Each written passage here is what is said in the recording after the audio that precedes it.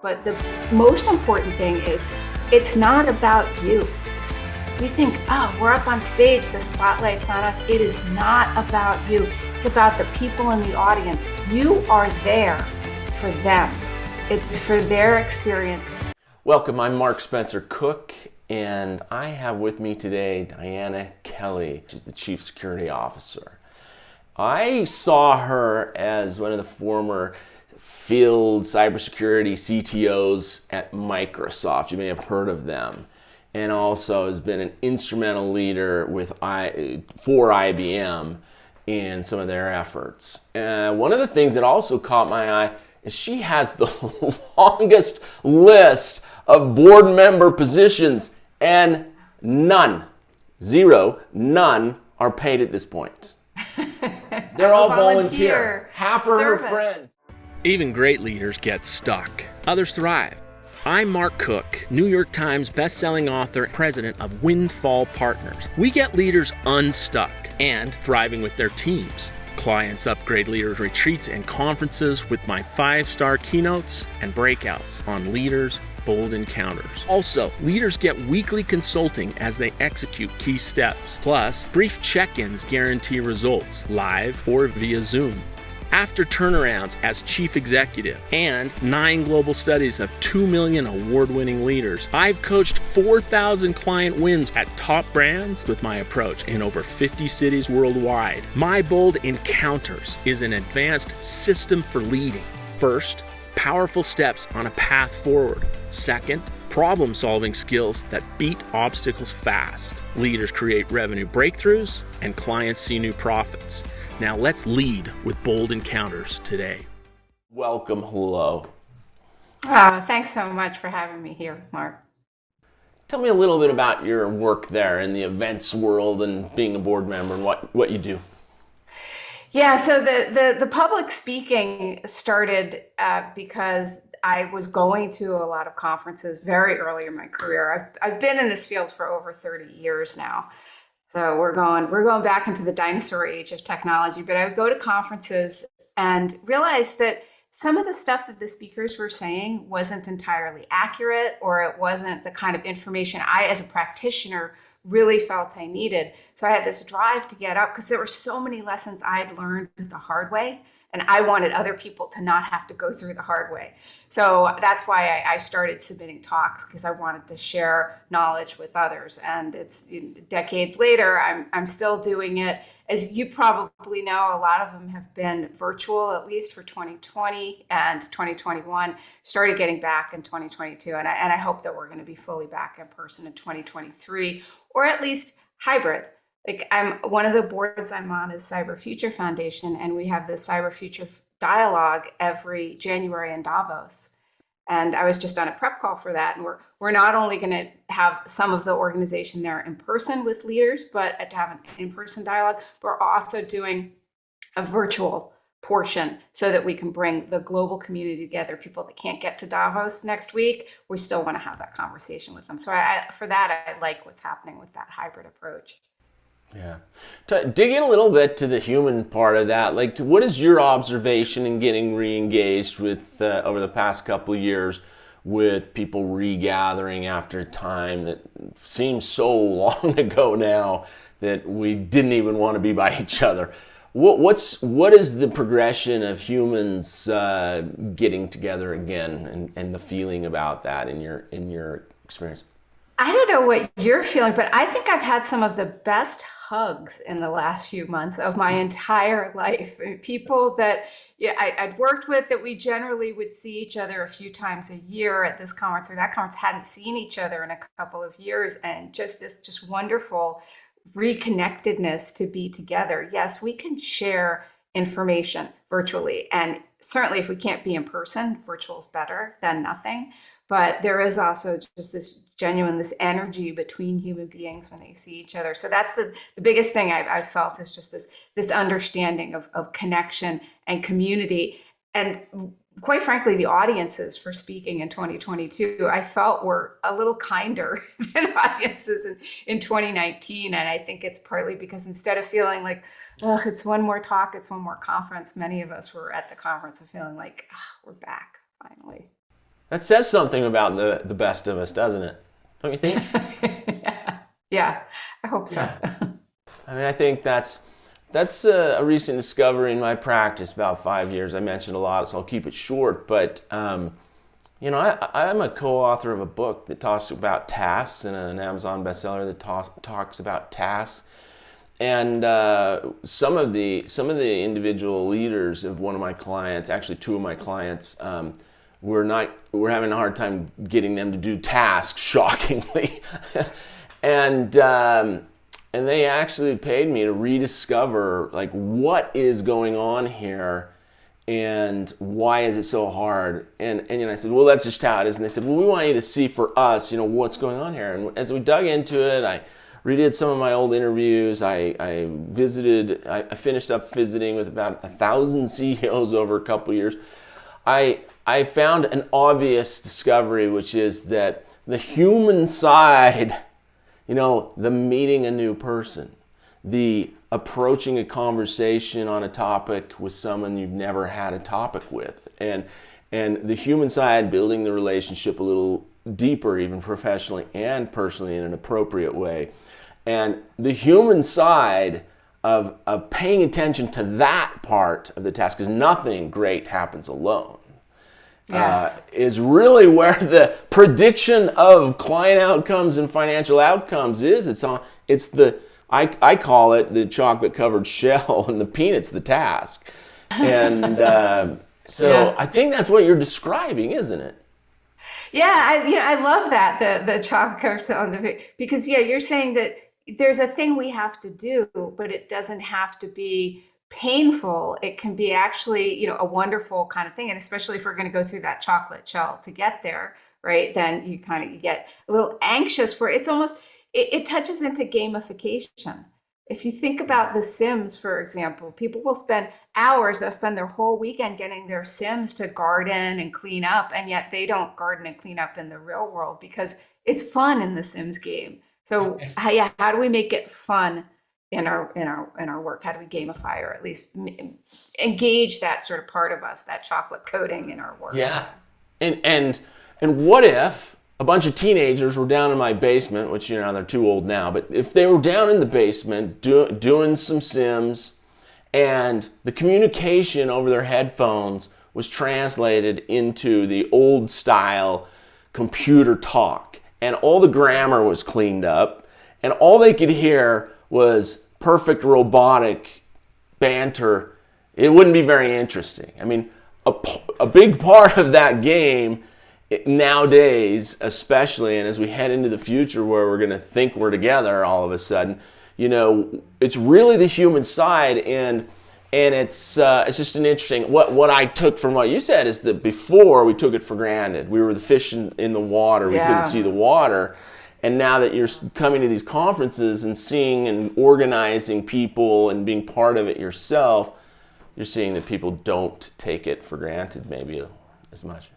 At least not now. I'm sure we'll start to, but but there's this really nice moment right now where everybody is just so grateful to have the opportunity to be together again. Yeah.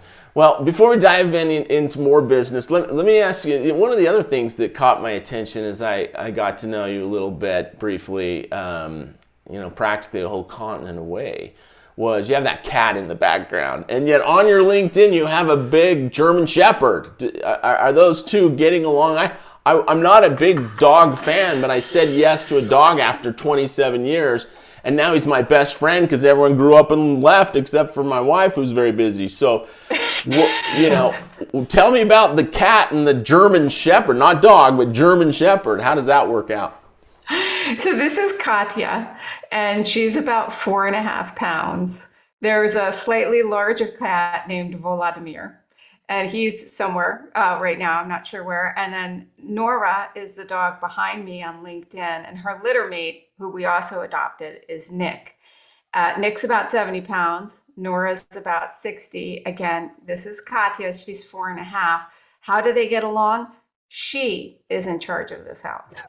She makes the decisions on work. In fact, the reason that that's there is that she would kick the dogs out of their beds. So we've got 2 big dog beds here. We've got them dog beds in other parts. And if Katya decided she wanted that bed, she would just go. And the dogs have been trained that, look, you're 70 pounds, she's 4.5, you can't react. So she just, with her paw, dogs get up and move.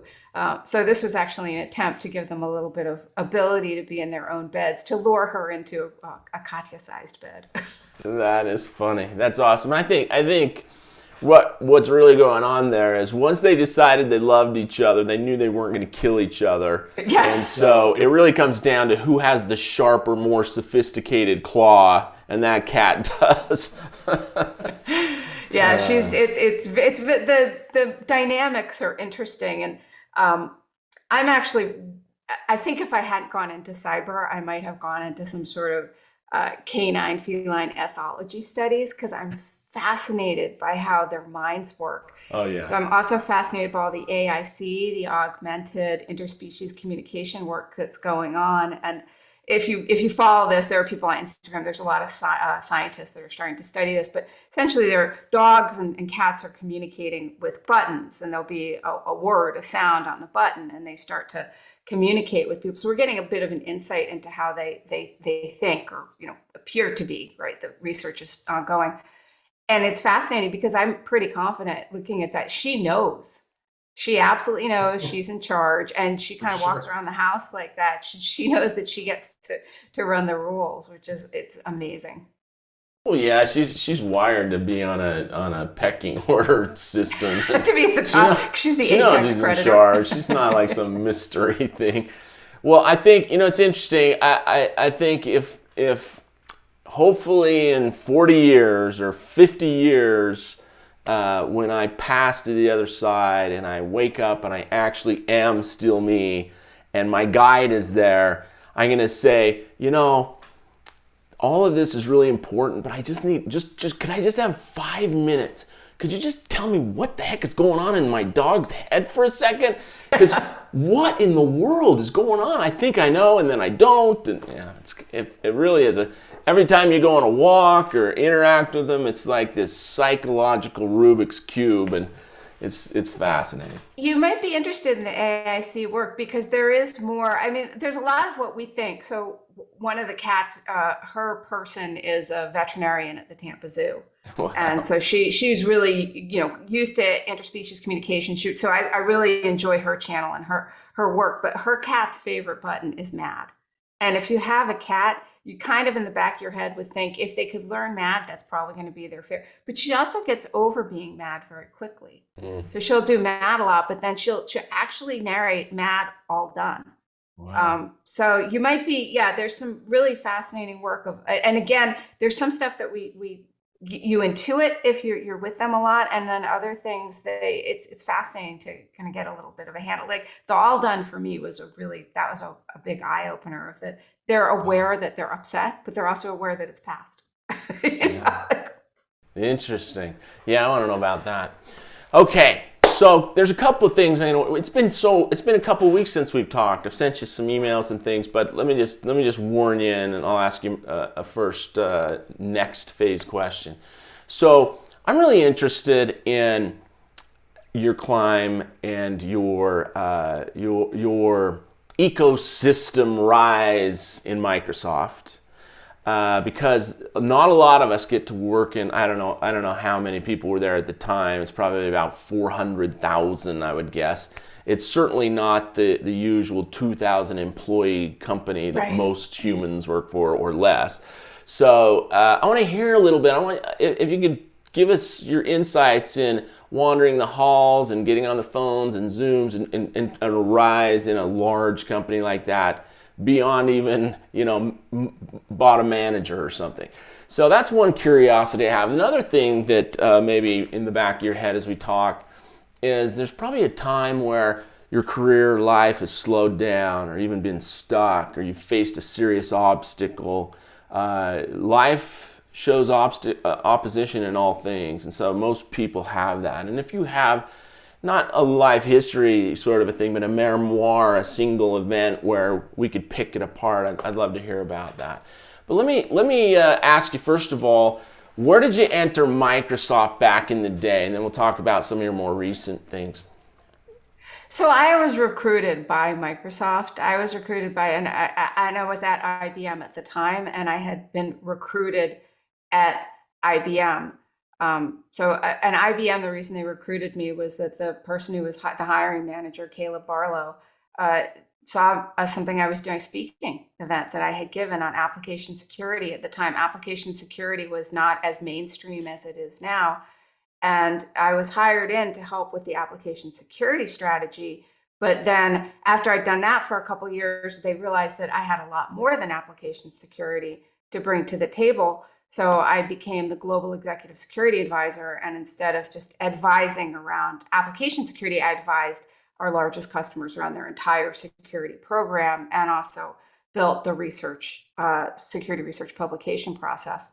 So, I think like when people think about big companies and moving up, two important things I would recommend for them. One is to really focus on the fact that you're working with a team of people. So even though it's a large organization, your team and what you're doing is probably pretty small. When you get in, work that, find out what your job is, sort of orient yourself, figure out where you are, what you can do for that team that you came into. And then once you've really established that you're doing a great job and you're providing a lot of impact with that team, the nice thing about a big company, whether it's IBM or Microsoft, is that once you started doing that, then you can start looking out across that large organization and see what bridges you can build. So at IBM, for example, I started working with the consulting group, the Global Business Consulting Group, on energy, because they needed to have security knowledge in that team at the time. So that gave me an opportunity to go outside of the group I was in and start contributing to other groups. So look at how you can, once you created impact with your team, because it feels like, oh, it's so big, but really the team you're working with, then look at for additional impact. Same at Microsoft. I got there and I needed to understand what I needed to do for my role within my organization. And then once I've established and understood that, I started to look out. And I actually, one of the last things I did before I left Microsoft was that I assisted Ann Borzan, who is the person who was leading the digital defense report for Microsoft. It was the first year that Microsoft was putting it out. She had been working on other reports at Microsoft. I said, who's taking over? It had been a security intelligence report. I said, who's taking it over? Someone told me Ann Borzan. I said, Ann. I just reached out to her. I said, Ann, I helped with the last iteration of this. I helped with the similar report at IBM. Can I work with you? And she said yes. And we actually had, this is now 3 years ago. And a couple of weeks ago, I was on a call with her for another reason. And she brought that up to someone else. And she saw it as, somebody, the way that she describes it, she's a lovely, lovely and brilliant person. But she's so kind. And she describes it as she feels that she was so lucky that I reached out to her. But from my perspective, I was crossing an aisle that she was in a different organization. I hadn't met her before. She didn't know me. Microsoft's a big company, but so that's what I mean is when you're at a large company, do that, with an open heart, see how you can help others once you know what you need to do for your org, because any large company is made up of a lot of smaller groups and teams working together. Wow, that's great. I love that. In fact, one of the things that I've noticed is that you have, if you have a leader that wants to know how to lead, you're going to put steps on a path forward, and it's going to be kind of right with an individual themselves first, and then an individual, and then it's going to be a team, and then it's going to be more to mission level where there's multiple teams, and then it's going to be the ecosystem, including the client base, the target market, and it's going to increase in time. You're going to accomplish great things in 5 years, but today, what is one person going to do?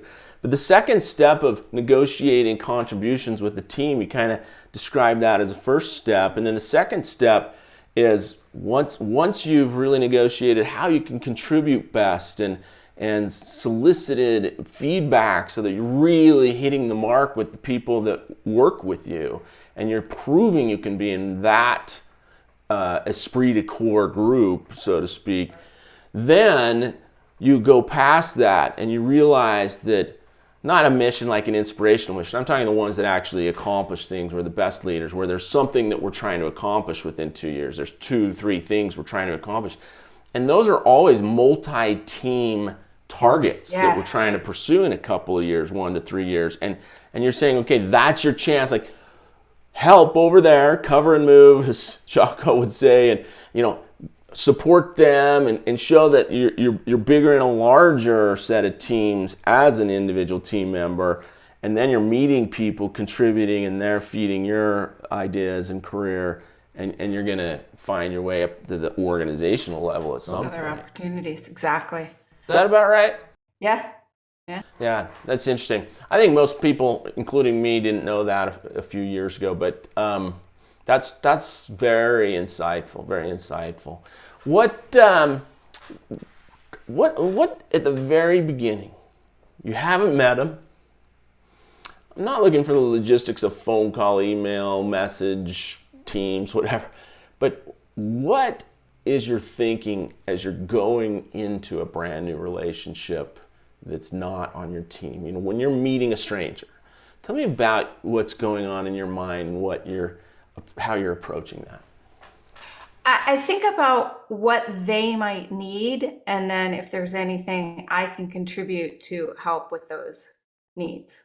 And if that's going to, right, you look for the mutually beneficial like approach. So when I'm meeting somebody, I want to understand what it is what they're looking for, what they need, and then how I can help. Sometimes you can directly help, but a lot of people don't realize that you can help in ways that aren't just directly help. Like in the case of the digital defense report, I could directly help. I could like listen to what the researchers said, help to write the analysis but sometimes the way that you help is just, it could be advice. Sometimes people just need to step back and reframe what they're looking at. Connections and networking is huge. We all forget. How many times have you gotten, I'm looking for, I need to hire in this role. Can you do it? And it's like, no, right? Like how many times, right? Do you know anybody that could do that? Could you do this speaking engagement? I'm busy. Don't just say I'm busy. Think about because that help is really, so what is it that you can do to help them? And we forget that it's not just that direct help. There's a lot of indirect and connective help that we can provide too. Yeah. It's not just emailing an article and saying, hey, I thought you'd like this. And then they're so busy and they have to read another article because you sent it.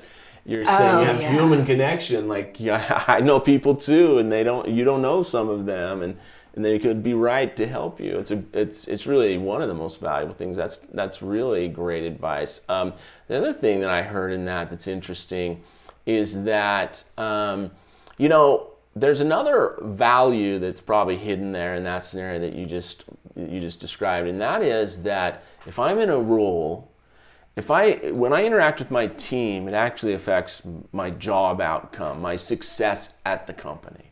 If I go up to my manager or my matrix manager or something like that, or even a customer, it affects my job. There's consequence to the conversation. But when you have someone like you have a Diana Kelley coming over from another team and just saying, hey, bounce it off me. No consequence. I'm not, it's just you and me. It's kind of a freebie. It's like, let's talk, and bad's gonna happen. I'd be a little honest if it's between us, and we keep that esprit de corps. Yes, yeah, and that's so I do a lot of mentoring, and I also do a lot of practice on how to be a better mentor, and just am going through the Master Mentor program for EWF. And as I was watching, like these training videos are just again and again, ask questions, and it was a great reminder that that's true. Sometimes just asking a question is that people being able to feel this is safe. I can talk about it. Sometimes just saying something gets this blockage out of our brain. We are able to see it in a new way. You didn't do anything but ask the question, but you opened up a new way of thinking for the person that you were interacting with. And we forget how powerful that can be. Yeah, really powerful. In fact, it gives me a little sting because, you always hear the 5 whys. You got to say why and in a different way. What for? And what does that allow you to do? And, and I don't find that I'm able to get to 5. I think it was the Coin brothers that said you got to get to 3 levels of abstraction deep. Like why? What for? 3's plenty. Most people just go 1. They just go, Yes. Yeah, and I agree with you with the five whys. Sometimes I've seen people try and really adhere to it. It becomes very much letter rather than spirit. The spirit yeah, is to not just have a reactive why, cause, like the spirit is really to think deeply about the whys and what the impacts. But yeah, I've seen people that just really they get far too into it has to be exactly five. And it's like, no, it has to yeah, be to the point where you've gotten a little bit down below just that reactive. Why do we do this? Because we always do it this way. It's the rule. It's back when I was in the 90s and I was in a big four consulting, the out of the box thinking, right? That's what you want to get to. Break out of that box and think a little bit more broadly. And sometimes it only takes two questions. yeah, true. But, we're sitting here talking like that's the rule. Like I said, like most people out there are really just thinking about what do I need to do, what's my task, and what can I get out of them, and there's maybe no questions. Maybe no questions. Yeah, I mean, I think that there are a lot of people that get into reactive, I have to do this mode. And let's also not forget that some companies, some roles are a little bit, you're kind of the back old reference, but Lucy from I Love Lucy on the conveyor belt with the chocolates, that's your job. Just you do that, and that's all you do. So I think that for some people, and then certainly some of the roles people earlier in career may be a little like that, where it's like this is your role, you must do it in this way, so you don't have a lot of opportunity to ask questions.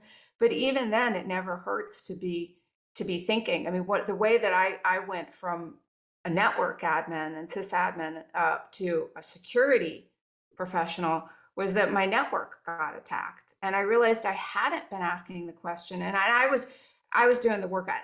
I'm going to say I was doing the work of five people. I'll tell you why it's not a brag, because when I left, they hired five people to replace me. So I was, in fact, doing the work of five people. So I was constantly rushed and constantly pressured. And I really didn't feel I had any time to ask why. I just was in a very much a do mode. But then the network got attacked. And I realized it was because I didn't understand. I knew how to build a great network. I didn't understand how to secure it. Again, guys, this is early mid 90s. I wouldn't be bragging, no excuse now, but back then it was still, very, very emerging as a practice. And so I said, well, I didn't ask the questions. So let me start asking the questions. And I essentially started doing like threat modeling, like risk analysis of how can this go wrong? How could this be bad? And that to me opened up a whole vista of ways to be a much better network person, because putting out a network's one thing, putting out a secure, robust network is much more beneficial to the company. So I think sometimes we think we don't always have the opportunity to ask the questions, but you always have the opportunity in your mind, at least, to question. And then you may or may not, depending on your current situation and current deployer, be able to bring that into your role. Yeah. It's the best learning tool.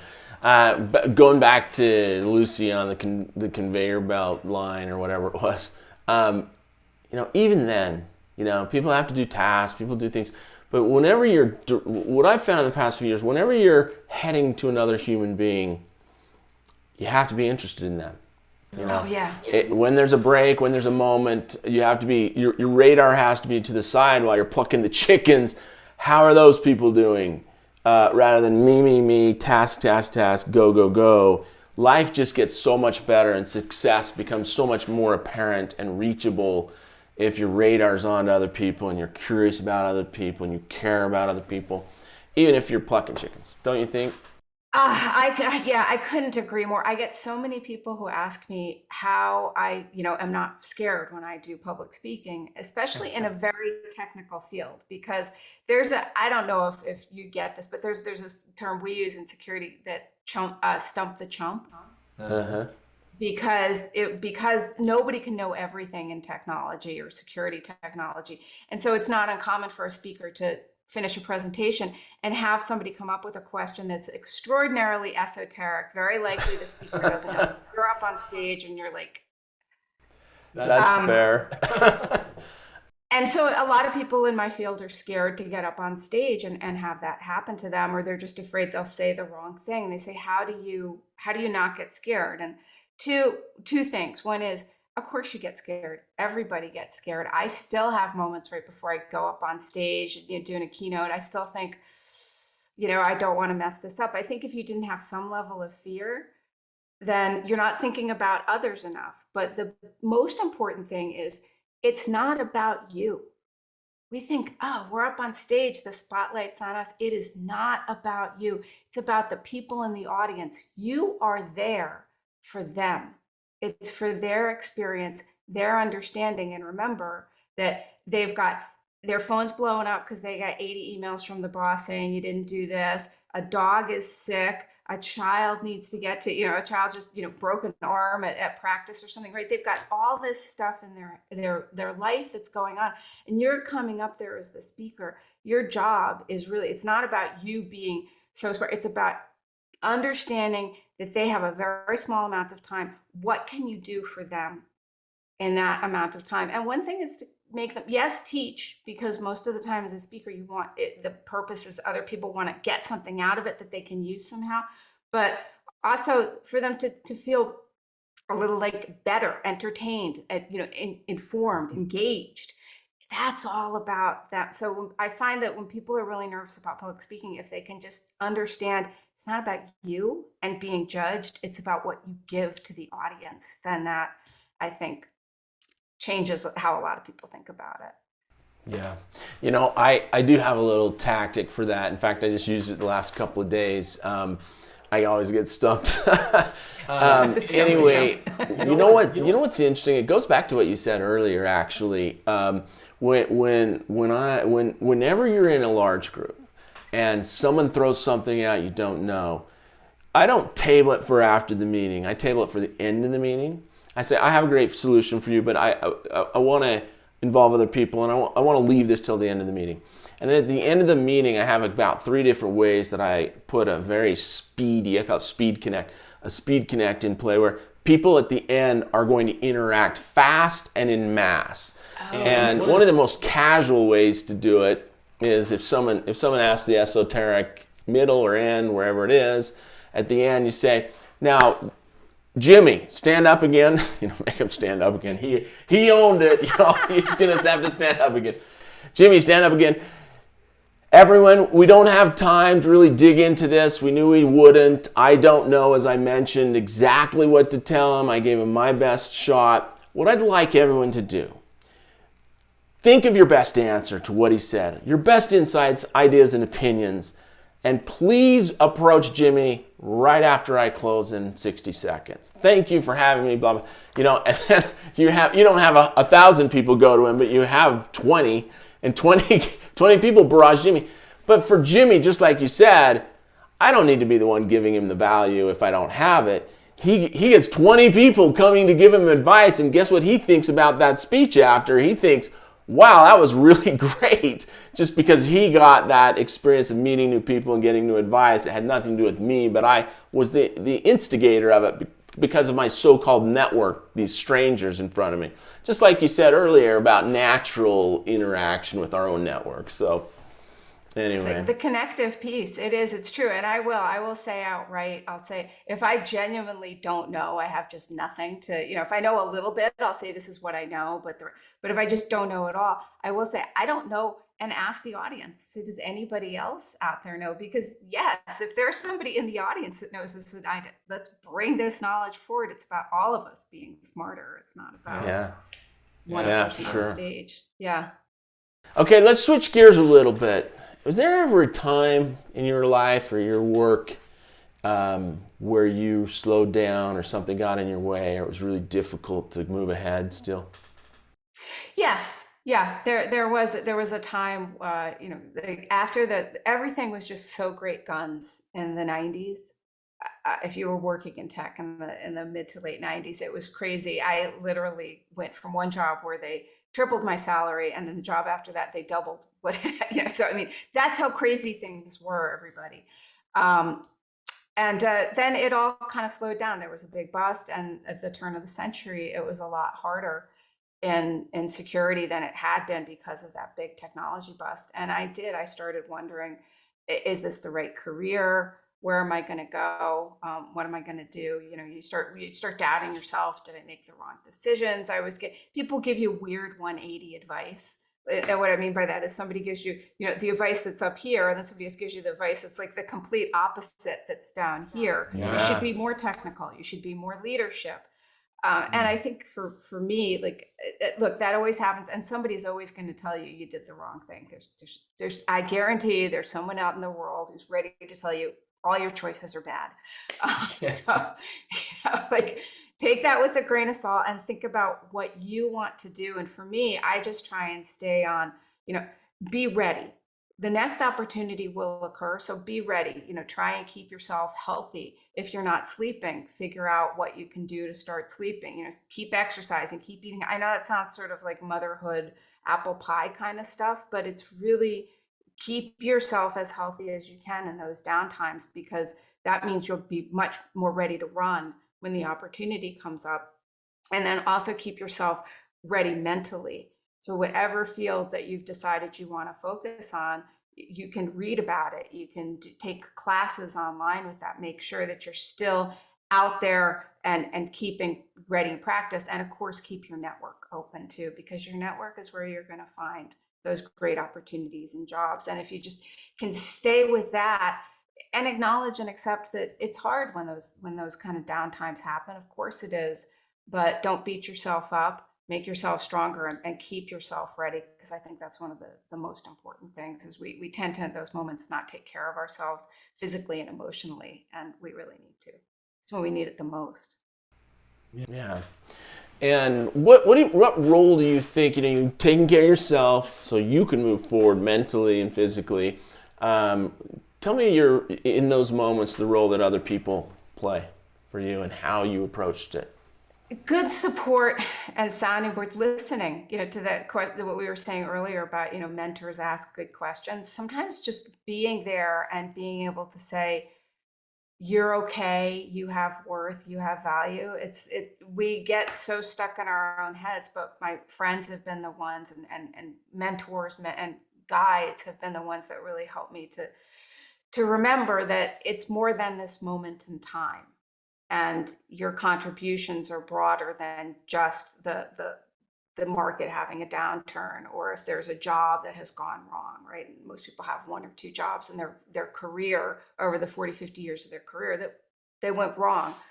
But you're more than that. You're the totality. And so that's what, for me, friends have really been, and colleagues and guides and mentors have really helped me to keep that in mind. Yeah. What do you think? Let's get really granular and do not a role play, but give me a script. Like when you're reaching out to someone and you're in a bad situation, the good situations are fairly common and people are comfortable a little more. But when you're in a rut, what is the dialogue when you reach out to someone and you're leaving a voicemail or talking to them, and how are you asking for help? So if it's just a voicemail, I would say, look, I'd love some of your time. I wouldn't go into too much detail. Just, I love some of your time. I'd love to bounce some things off of you. But when you speak with them, I think transparency is great. So I would say, look, I have some things I really want to ask of you. But first, I'd like to know how things are going, and not in that, got to check the box. How are you? Oh, check. I sounded empathic. But genuinely ask how this person is. You clearly respect and care about them, because that's why you're connecting to them. So respect and care about them enough to really want to hear how their world is. You can share about how you are too.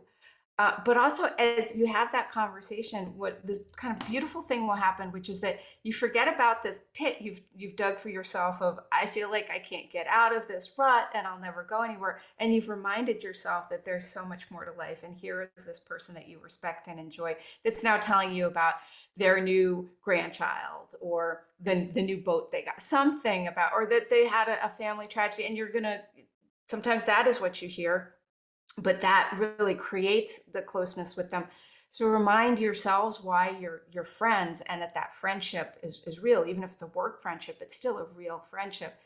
And you've level set up front that you were going to ask them. So after you've had that connection, then say, okay, look, I know we don't have a lot of time, don't want to waste your time, but, and now share with them and be, try and be as precise about it. A lot of us have a lot of extraneous details that we bring in, try and really streamline that. I'm in a rut. This is why it's upsetting to me. And this is specifically what I'd like to do because I think it would help me get out of the rut. What do you think? And then get their input. Because remember, you're there to hear from them. So lay it out quickly for them what the problem is. Then they'll probably start asking questions and being able to provide more help. And don't be afraid. And don't forget the friendly part at the beginning. It's not, again, it's not a check. It's really a very important human connection part for both of the people in the conversation. I love that. Don't forget they're a person. Don't forget they have needs. Don't check mark. Don't check box it. Really care. I think people pick up on that. I love that. Appreciate that. Okay, one more question before I get to the home stretch. Well, let me ask you. So let's say they help you and maybe you get a job that's kind of status quo again, or you feel, or you get a solution to something, and so you're kind of in status quo land where most workers and people are. You've done a lot of great things in your career, and you're involved in a lot of great things. If you were to give maybe 1 to 3 pieces of advice to surpassing that and to getting into the extraordinary work category, what is the most specific set of 1 to 3 things that you would recommend to a dear friend? The first thing, and I tell this every time somebody comes to me and says they want to go into cybersecurity or they want to go into compliance or why? But not 5 of them, not 7 of them. Just genuinely, what is it you want to do and why do you want to do it? Because I often will hear people want to go into cyber because they want to earn a ton of money, which if that's genuinely the only reason you're going into cyber, there are more lucrative careers. So maybe cyber isn't the right thing for you. And I don't mean that, and I'm not saying that in a dismissive or negative way. It's just a genuine fact. So I think a lot of times people feel like they're stuck, but they're status quo. They don't know where else they want to go, but they don't know what else they want to do. So think about what you want to do and don't judge yourself as you're thinking about that, because what you want to do, you can feel it when you start thinking about what it is you genuinely want to do. It maybe make a lot of money. If you feel that, if that's what ignites you, go. That is a wonderful thing. If helping others ignites you, go. If helping others around a certain thing, because no matter what it is, and in my career, the reason I've had a lot of different roles and I've been expert in different parts of security technology is that one of the things that lights me up is learning something new and then being able to help others use it in a responsible and ethical way. So, like Wi-Fi, when it was first becoming a big deal, so many companies didn't know how to implement it. So I went deep in there. I gave many talks and classes on it, and the underpin of that was that it lit me up to learn about it. And that meant that my energy went there and my passion went there. And if you follow passion, if you're doing something you're passionate about, you're going to do it really well. And that's going to help you to excel. There was a lot of people, quiet quitting and just sort of doing the bare minimum. And some companies, they almost encourage that. But find a place and find a role that really gets your energy. I think that's the biggest thing is if you don't love what you're doing, then you're not going to do it well, and you're probably not going to succeed. Some people fail, but you're probably not going to succeed. And it's okay to be honest. If really all you want, if the biggest thing for you is earning a lot of money, focus your career around that. Because then if you say, I hate this job, but I love this money, then that's going to be your sort of your passion, your passion engine. But find that engine, because if you don't have that engine inside of you, you're not going to show up, you're not going to be present, and I don't think you're going to succeed. Yeah, that's great advice. Thank you. I couldn't agree more, actually. There's another one that goes with it, and that's patience. A lot of us know what we want to do, but boy, hundreds and hundreds of hands have risen when I've said, who doesn't know what to do? And there are a lot of people that you just need to give yourself patience. And then you need to find tools to help you figure it out. In fact, I'll just record one on this episode based on your advice. It's a back door, so you won't have to hunt for it, but it's windfallpartners.com and 12 after, and that's the free version, so you can go get that. And it's just a way to find different things that people are passionate about based on research. I just, the patience, I love that. I use actually the example of when people go someplace for the first time. You know, when you drive someplace for the first time, it seems like it's taking forever. And then when you're going there the 10th time, you're in, you know, when we're waiting for something, time protracts in a very weird way. So yeah, patience it's so, sometimes you look back and that 6 months you were looking for the right job felt like forever, but in retrospect, wasn't that long. So true. Right? Yeah, that's so true. Well, I want to thank you for your graciousness. The first time we talked, you were lovely and wonderful to talk to, and I've loved talking to you today. And what great advice for me and for all the people that will listen to this. Really terrific, real advice about big companies. And congratulations on all your volunteer work and helping friends in their organizations. And congratulations on all you do. It's been great to get to know you. I look forward to interacting more. Oh, thank you so much. It was great to talk to you today. Yeah. Thank you for joining us to get leaders unstuck and thriving with their teams. You've heard a little bit about the power of bold encounters and leadership. Watch on. Go to full episodes with the iconic expert interviews at MarkSpencerCook.com/podcast. And please subscribe. My site takes you directly to YouTube video and podcast versions. Please make comments. Share this with your friends. Also, reach out to us to just brainstorm your priorities, challenges, events, or how bold encounters might help. Visit windfallpartners.com. Click the Let's Talk button without obligation and reach out. I look forward to speaking. Thank you for joining us. Now, let's lead with bold encounters today.